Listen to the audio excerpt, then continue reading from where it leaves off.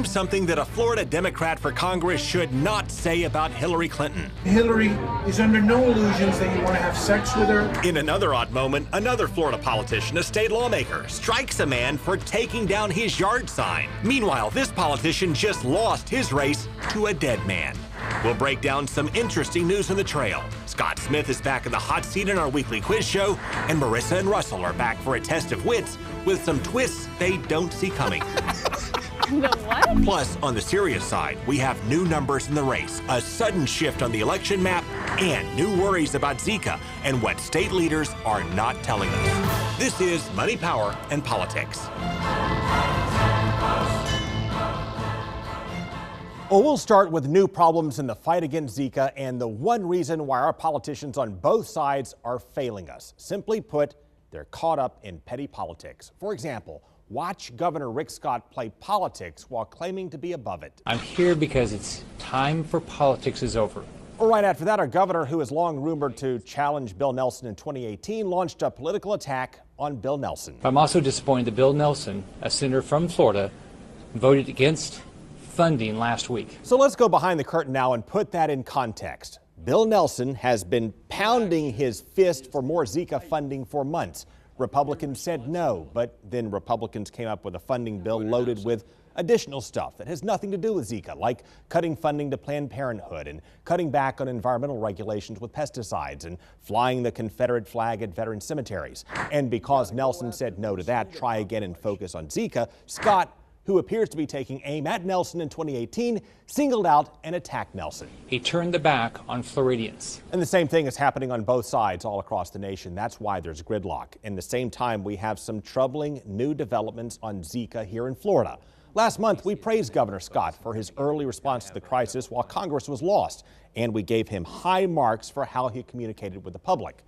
But since our last report card on this, we've discovered the state has underreported cases of Zika. In response to questions to the Miami Herald, in fact, the state said, yeah, there were 8 people who caught Zika in Florida who we didn't tell you about because they are not Florida residents.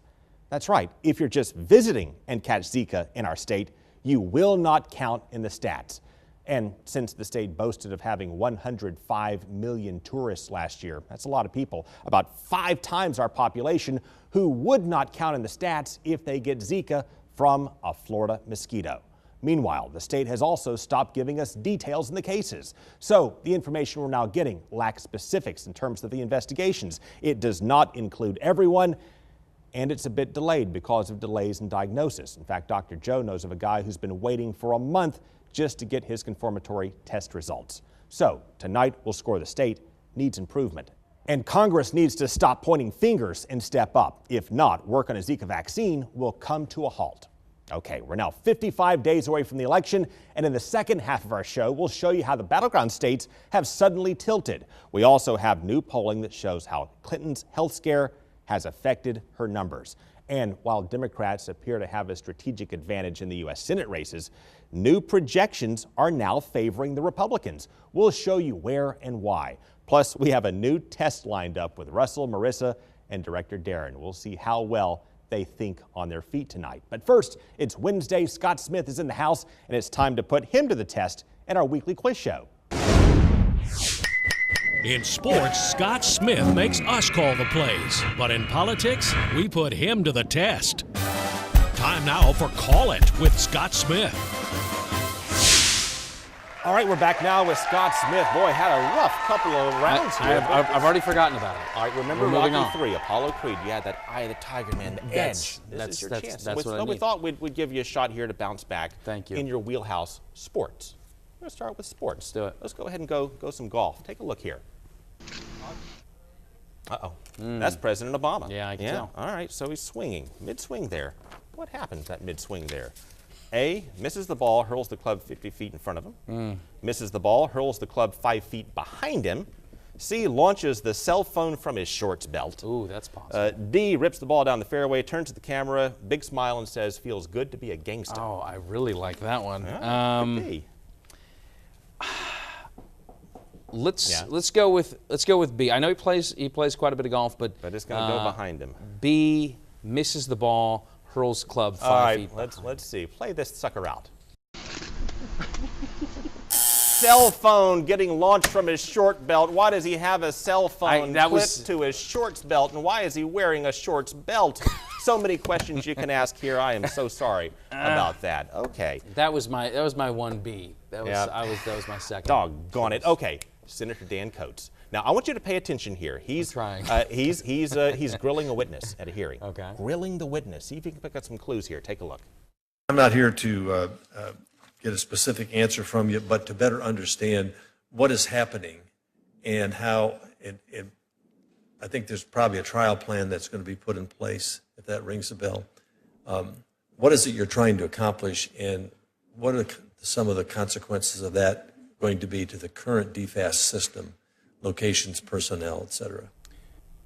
Boy, he's hitting him with everything, isn't he? Oh. My goodness, boy, give the duty. witness a chance to respond, but you saw he was just handed a note. He was. He was handed There's a very something important note. on that Something note, yeah. important is on that note. What is it? And A, he says, I've just been informed you are not telling us the truth, mister. B, I've just been informed Elvis has left the building. Would you say that? Why? C, I've just been informed I'm at the wrong hearing.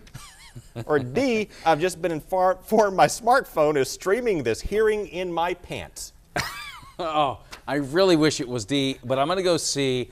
Wrong. It's not the wrong hearing after all that. Let's take a look. Undersecretary Cohn, I just wanted to I just got a note saying I'm at the wrong hearing. Oh, okay. Yes! Boom! That's it. Now you're back in the game. There we go. You've got your mojo back. Whew. What better a way now to go over to U.S. Senator Pat Roberts? Another interesting moment in Congress. There's your clue. Take a look. We're going to be very aggressive on that issue as well as on the geographic. As well as on the geographic. What? At that point, he's interrupted by a man in a costume yelling, "I'm the Muffin Man." He's interrupted by a rendition of "Let It Go" from Frozen. He's interrupted by a squirrel that jumps on his desk. Or I'm just throwing you a trick question, and he says nothing funny at all. Ha ha ha ha. Man.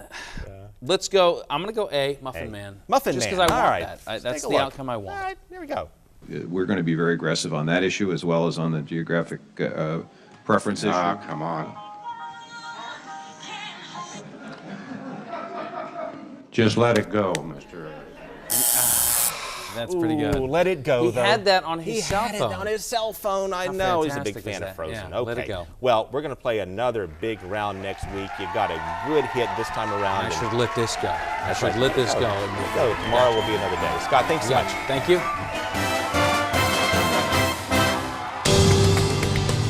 Coming up, some unusual moments in state politics caught on tape. Plus, a new challenge for Merissa and Russell. They have to work Director Darren's secret passwords into the show while keeping a straight face.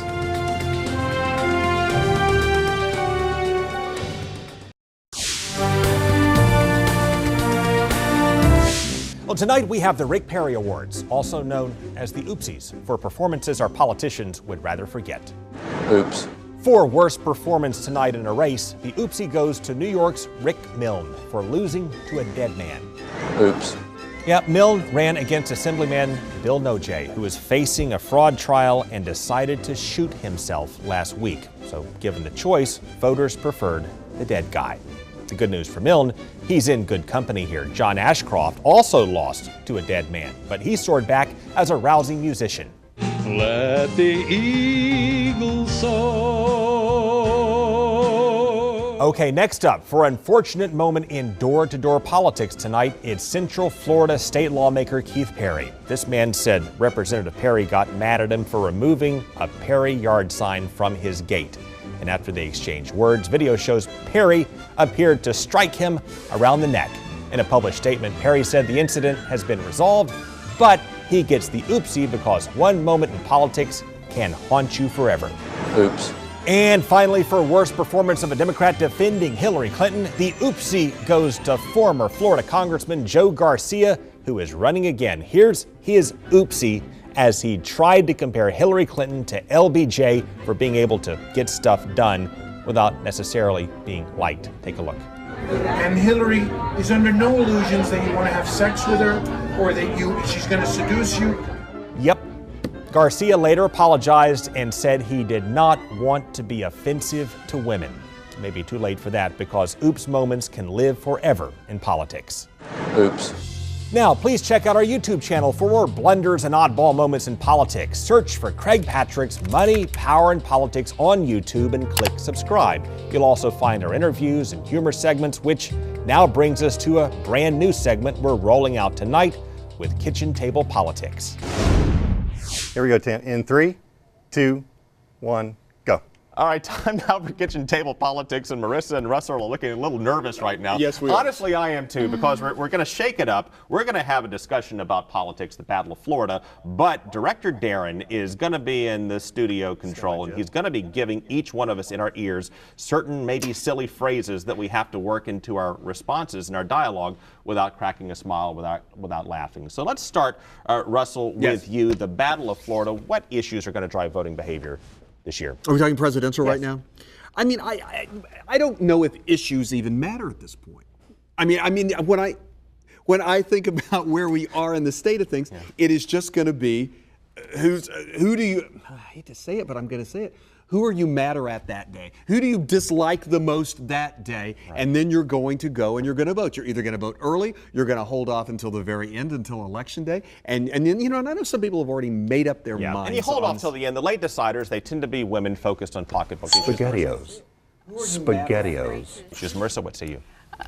This race is just a bowl of SpaghettiOs. I mean, it's just crazy. It's just about, it's not even about politics anymore. It's about Hillary versus Trump and Trump versus Hillary. Yes, there is just, there is, I feel like the Maytag political repairman issues at hand are almost non-existent at this point. And it's sad, because you really want to hear them talk about the issues that matter, but most of the time we just find them bantering against each other. I mean, you know, there are yeah. We got him. There are some, we got him. You know, she aced it. I know she did, yeah. but I mean, but the thing is, I mean, you know, what do you want to do? Who do you want to call in to help you on this? I mean, there's so many people that you could consult and help you on this. I mean, do you want to call the Maytag repairman? The what? I didn't even get that. The Maytag repairman. All right, Russell's down.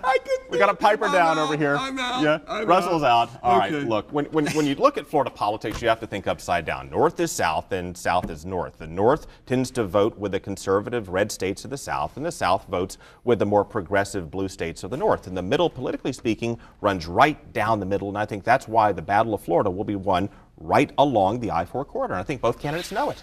Still, I mean, the I-4 corridor is still what matters in this election, as it has in the last few. Yes, absolutely. If you look back at 2014, you have Governor Scott, who ran the table in North Florida. And that was a bit of an exception there, because he got such disparity along the panhandle from Pensacola to Jacksonville that it didn't matter as much that he lost Southeast Florida and Central Florida. But in a national election, a presidential race, you have much higher turnout. It is going to be all about Tampa Bay heading all the way to Orlando.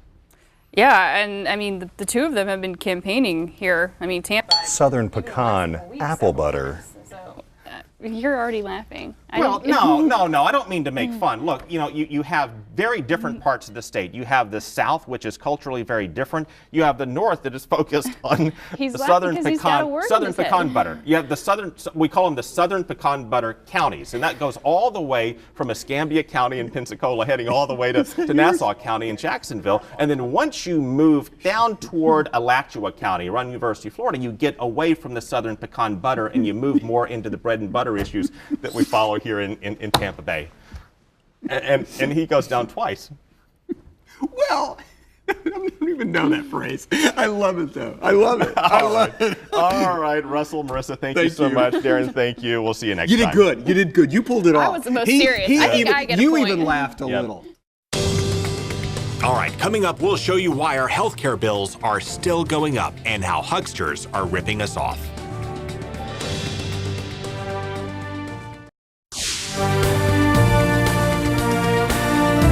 Under the Affordable Care Act, health insurance premiums are soaring to say the least. Prescription drug prices and the unconscionable raising of those prices is like putting a gun to a sick person's head and say either you pay or you go into bankruptcy. Either you pay or you get sicker. Either you pay or you die. Well, tonight, Democrats and Republicans are furious over rising costs of health care. The Affordable Care Act has given patients more protections, and the subsidies have surely helped a lot of people get covered. But premiums are still going up, and people can cheat the system and rip all of us off. So Kevin Cork shows us how federal inspectors found a problem. Vulnerable to fraud. That's what a government watchdog group says about the Affordable Care Act, Obamacare. In a report released Monday, the Government Accountability Office said its investigators were able to get taxpayer-subsidized coverage for fake enrollees despite brand new safeguards against fraud on the insurance exchanges. 10 applications in 2015 and 12 more in 2016 that were fakes were not caught by the administration's screening process.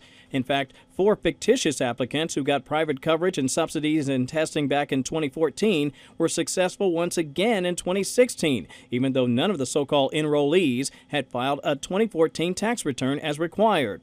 Lawmakers on Capitol Hill were incensed. Obamacare is failing on every promise, from lower health care costs to plenty of doctors and hospitals to see, plenty of choice, all of that. So why would they keep the promise that your dollars would be used wisely? Administration officials called out the GAO for not doing enough to help solve the problem.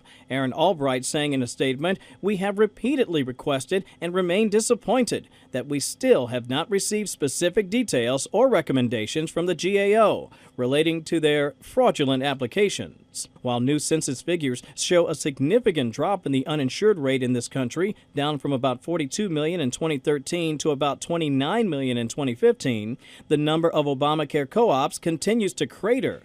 New Jersey's will fold in 2017, making it the 17th out of 23 such systems to shut down. President Obama, who made an in-person plea to insurers yesterday, also penned a letter to companies offering 2017 coverage on the marketplace. In it, he acknowledged that, quote, "We know that this progress has not been without challenges." According to Health and Human Services, the government has already recovered more than $10 billion in health care fraud over the past 3 years. Coming up, big changes in the battleground states in the Senate and the race to the White House.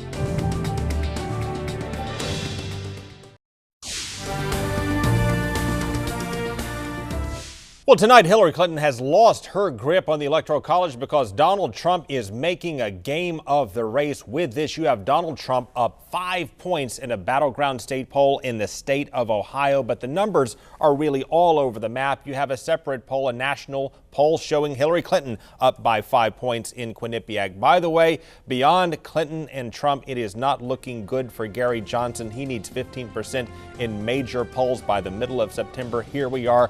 Basically, count Gary Johnson out, barring a miracle. We'll see you tomorrow night.